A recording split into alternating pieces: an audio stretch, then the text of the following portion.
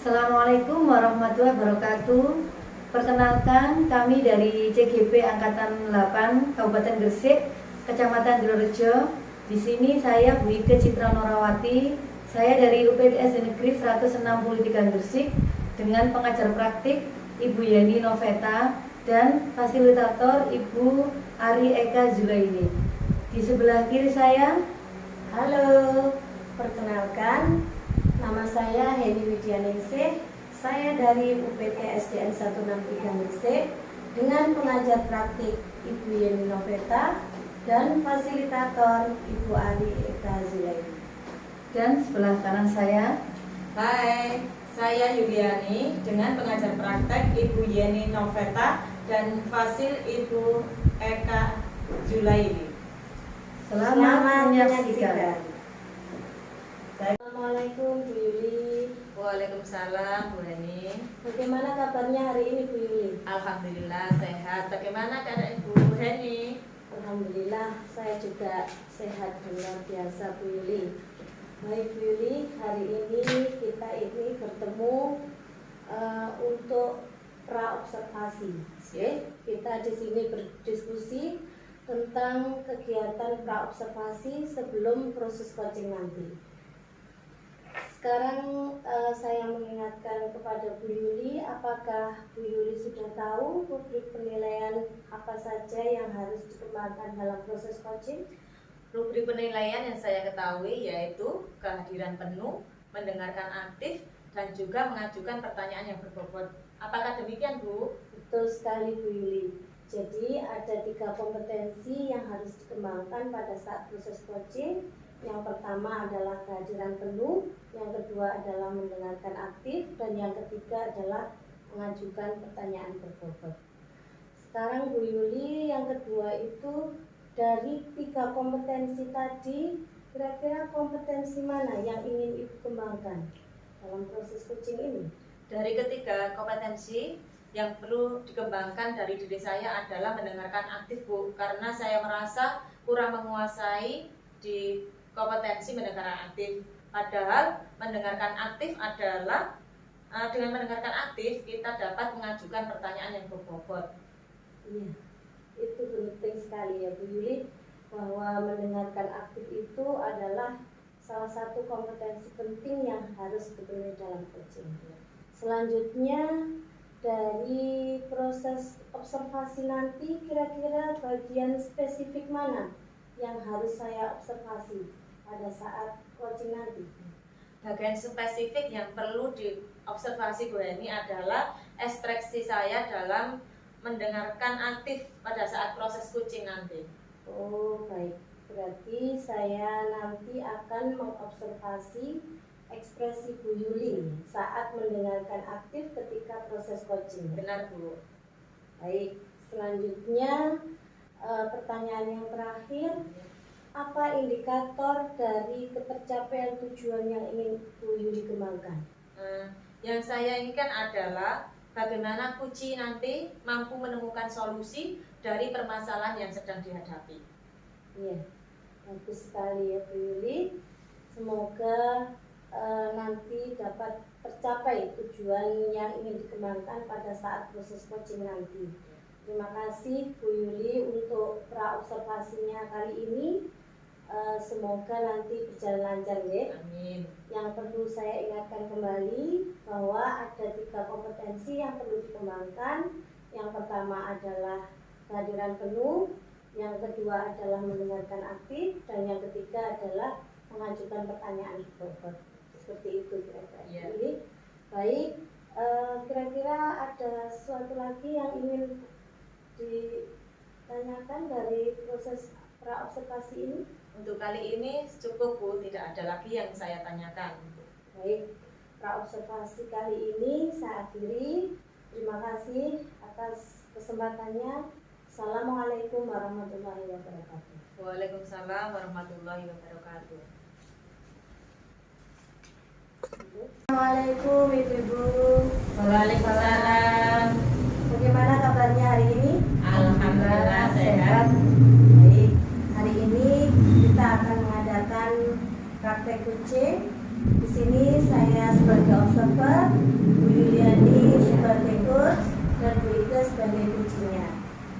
perlu diingat ibu-ibu, nanti untuk praktek coaching ini bahwa kompetensi inti yang harus ada di sana adalah yang pertama adalah kehadiran penuh atau present, mendengarkan aktif, dan mengajukan pertanyaan berbobot.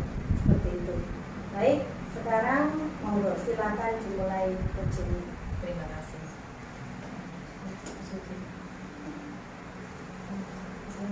Assalamualaikum. Waalaikumsalam, Bu Ike. Apa Ibu Yura ada kegiatan hari ini? Kalau boleh saya minta waktunya buat ngobrol tentang kegiatan pembelajaran anak-anak di kelas A akhir-akhir ini, Bu. Monggo, ada apa Bu? Kelihatannya hari ini capek banget ya. Apa Ibu kurang sehat? Alhamdulillah, saya sehat, Bu. Memang kegiatan pembelajaran di kelas akhir-akhir ini sangat melelahkan. Anak-anak ramai sendiri, mereka tidak fokus dengan pelajaran yang saya sampaikan. Sampai saya harus berteriak menghentikan kegaduhan mereka selama jam pelajaran. Apa alasan Ibu menyimpulkan kalau anak-anak kurang berminat dan tidak fokus dengan kegiatan pembelajaran yang Ibu sampaikan? Saya lihat anak-anak ramai sendiri. Mereka lebih suka ngobrol dengan teman-temannya dibandingkan mendengarkan penjelasan tentang materi kegiatan yang saya sampaikan. Sehingga saat penilaian tugas, hasil didapatkan tidak sesuai dengan capaian pembelajaran yang saya harapkan. Anak-anak tampak tidak berminat dengan kegiatan pembelajaran di kelas, Bu. Menurut Ibu, dari angka 1 sampai 10, berapa angka anak yang tidak berminat dan di skala berapa anak yang berminat dengan kegiatan pembelajaran yang Ibu lakukan di kelas? Ada di angka 4, Bu, untuk anak yang berminat, dan angka 6 untuk anak yang tidak berminat. Angka berapa yang Ibu harapkan untuk anak-anak berminat dengan kegiatan pembelajaran Ibu nanti?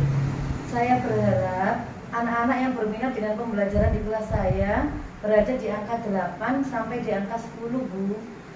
Menurut Ibu, mengapa anak-anak kurang antusias dengan kegiatan pembelajaran yang Ibu lakukan di kelas A ya, Bu? Berdasarkan karakter anak TK yang lebih menyukai permainan dan hal-hal menarik, kemungkinan besar mereka bosan dengan pembelajaran yang saya sampaikan, Bu. Bagaimana Ibu itu bisa berpikir seperti itu? Iya, Bu, karena selama ini kegiatan yang saya lakukan kurang bervariasi dan cuma menggunakan buku dan gambar sebagai media belajar, sehingga anak-anak menjadi bosan. Jadi sekarang apa rencana Ibu untuk kegiatan pembelajaran yang Ibu sampaikan menjadi lebih menarik dan menyenangkan untuk anak-anak di kelas? Saya akan membuat kegiatan pembelajaran yang lebih menarik dan menyenangkan dengan menggunakan media yang lebih menarik, sehingga minat belajar anak-anak kelompok A bisa meningkat dan bisa fokus kembali dengan murid pembelajaran yang saya sampaikan. Kira-kira apa saja yang Ibu rencanakan agar tujuan itu tercapai?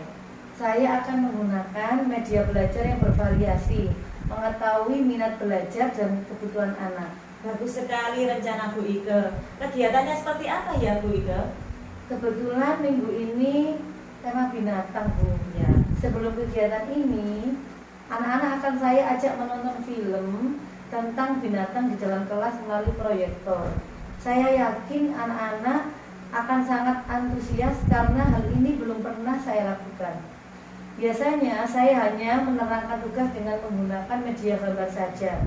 Kali ini mereka bisa mengetahui ciri-ciri binatang, macam-macam binatang dengan melihat film tersebut. Ide yang bagus Bu.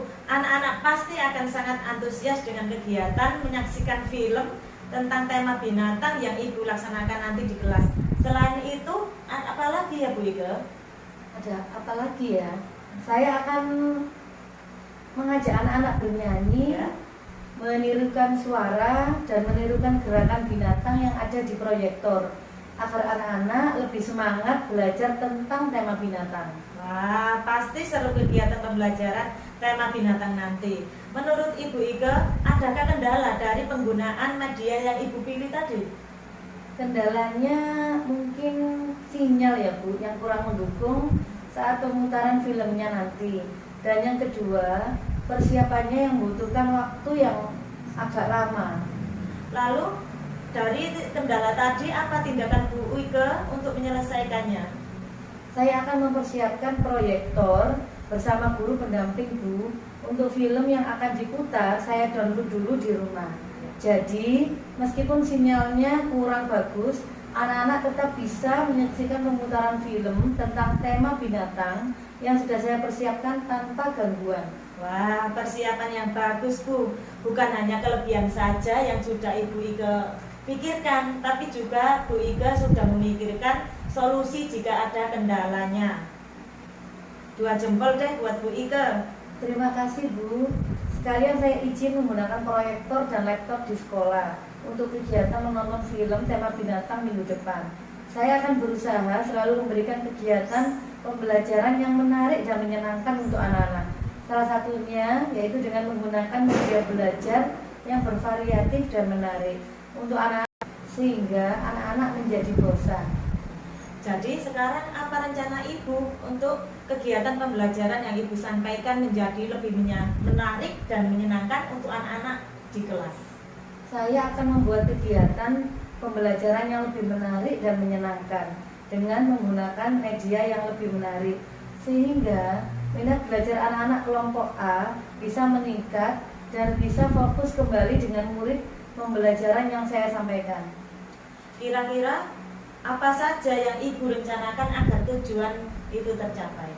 Saya akan menggunakan media belajar yang bervariasi, mengetahui minat belajar dan kebutuhan anak. Bagus sekali rencana Bu Ike. Kegiatannya seperti apa ya Bu Ike? Kebetulan minggu ini tema binatang Bu. Ya. Sebelum kegiatan ini, anak-anak akan saya ajak menonton film tentang binatang di dalam kelas melalui proyektor. Saya yakin anak-anak akan sangat antusias karena hal ini belum pernah saya lakukan. Biasanya saya hanya menerangkan tugas dengan menggunakan media gambar saja. Kali ini mereka bisa mengetahui ciri-ciri binatang, macam-macam binatang dengan melihat film tersebut. Ide yang bagus Bu. Anak-anak pasti akan sangat antusias dengan kegiatan menyaksikan film tentang tema binatang yang Ibu laksanakan nanti di kelas. Selain itu, apa lagi ya Bu Ike? Ada apa lagi ya? Saya akan mengajak anak-anak bernyanyi, Ya. menirukan suara dan menirukan gerakan binatang yang ada di proyektor agar anak-anak lebih semangat belajar tentang tema binatang. Wah, pasti seru kegiatan pembelajaran tema binatang nanti. Menurut Ibu Ike, adakah kendala dari penggunaan media yang Ibu pilih tadi? Kendalanya mungkin sinyal ya Bu, yang kurang mendukung saat pemutaran filmnya nanti. Dan yang kedua, persiapannya yang membutuhkan waktu yang agak lama. Lalu, dari kendala tadi apa tindakan Bu Ike untuk menyelesaikannya? Saya akan mempersiapkan proyektor bersama guru pendamping Bu. Untuk film yang akan diputar, saya download dulu di rumah. Jadi, meskipun sinyalnya kurang bagus, anak-anak tetap bisa menyaksikan pemutaran film tentang tema binatang yang sudah saya persiapkan tanpa gangguan. Wah, persiapan yang bagus Bu. Bukan hanya kelebihan saja yang sudah Ibu Ike pikirkan, tapi juga Bu Ike sudah memikirkan solusi jika ada kendalanya. 2 jempol deh buat Bu Ike. Terima kasih Bu. Sekalian saya izin menggunakan proyektor dan laptop di sekolah untuk kegiatan menonton film tema binatang minggu depan. Saya akan berusaha selalu memberikan kegiatan pembelajaran yang menarik dan menyenangkan untuk anak-anak.